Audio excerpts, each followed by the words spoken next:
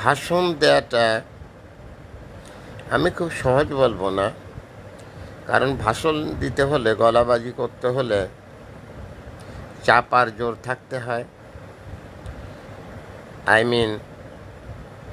কিছু পাণ্ডিত্য থাকতে হয়, কিছু বাগ্মিতা থাকতে হয়। ভাষণ কিন্তু খুবই সহজ ব্যাপার না।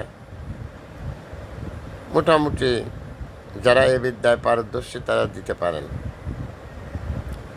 কিন্তু ভাষণ দেওয়া যত না সহজ,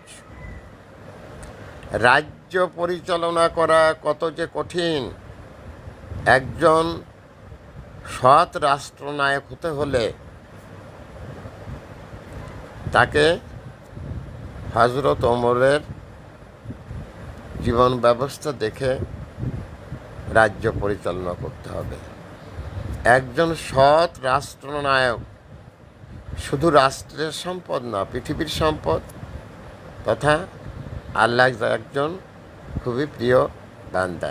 thanks a lot viral sir, বিনা বেতনের পারিবারিক পাঠশালা শিক্ষক। মোবাইল কন্ট্যাক্ট নাম 01935204804। এটা আমার বিকাশের নাম্বার।